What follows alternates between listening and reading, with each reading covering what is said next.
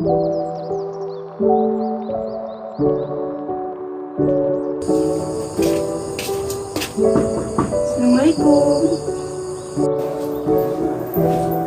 Waalaikumsalam. Selamat malam, Bu. Iya.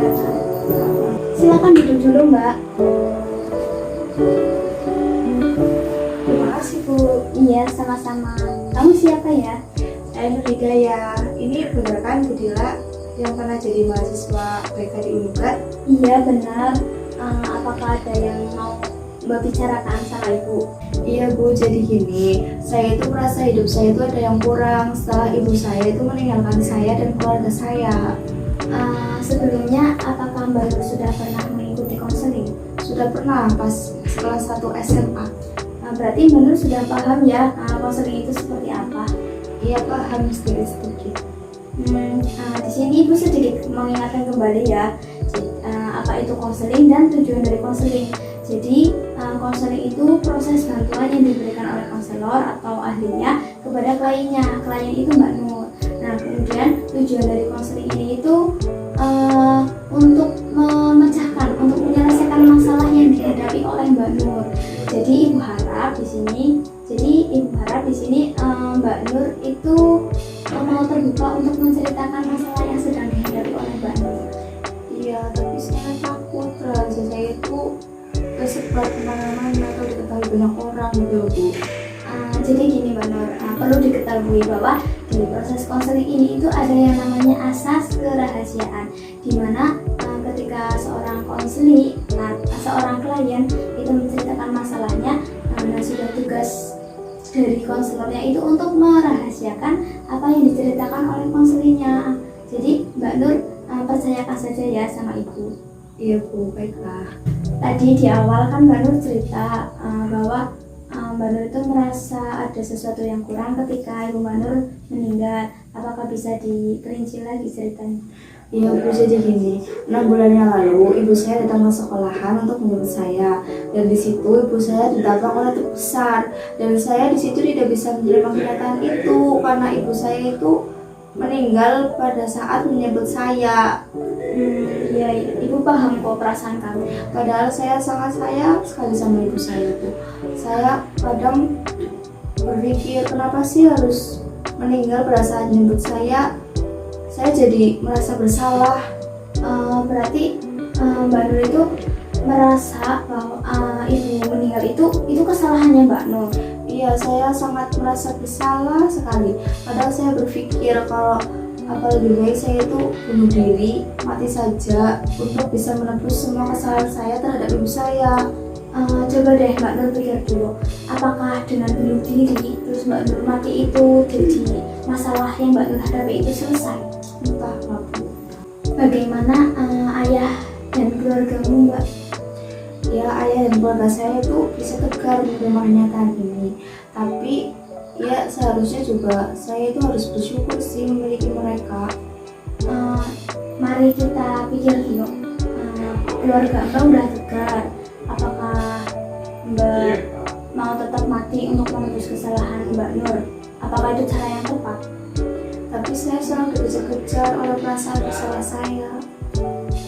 Jadi Mbak Nur itu ketika ibu meninggal, Mbak jadi merasa bersalah, terus Mbak bukannya ikut mati seperti ibu Mbak.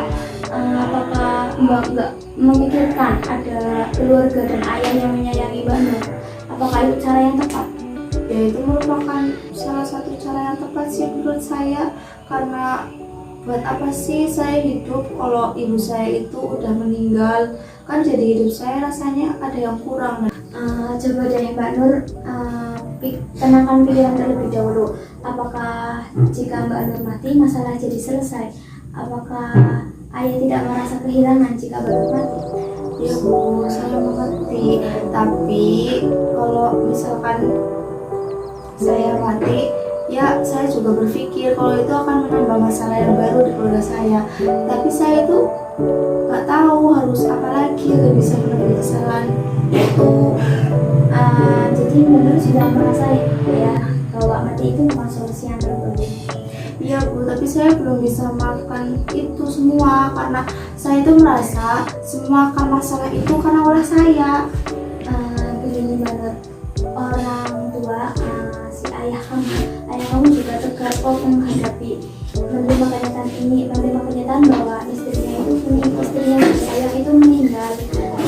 Kenapa Mbak Nur tidak bisa? Padahal kan ayah sama Mbak Nur itu sama-sama menyayangi dia. Mungkin karena pikiran saya terlalu pendek ya Bu.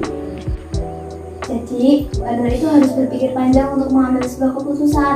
Karena jika salah mengambil keputusan, maka masalah Mbak Nur itu akan bertambah. Iya, saya memikirkan hal itu. Tapi mungkin saya juga salah ya.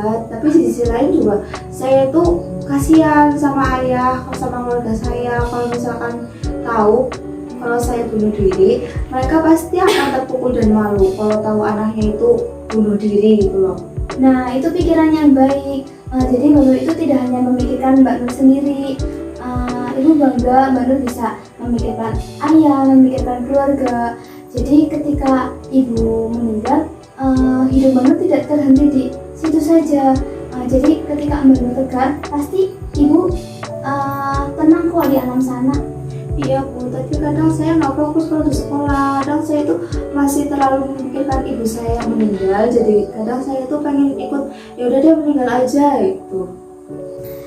Mbak Nur terus berdoa ya dan ikhlaskan kepergian sang ibu. Mbak Nur jangan terlalu berpikiran pendek. Jika Mbak Nur mati, kepada siapa ayah akan bersandar? Pasti ayah sama keluarga sangat sedih jika Mbak Nur meninggal.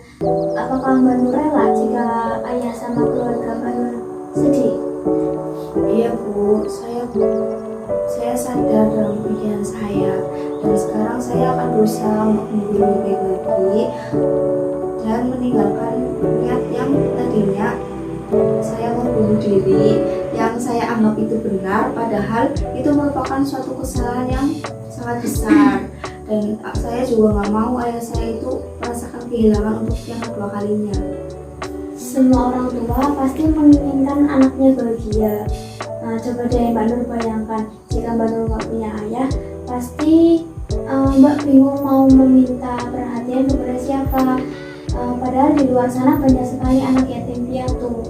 Jadi Mbak Nur itu harus bersyukur karena ada ayah yang menyayangi Mbak.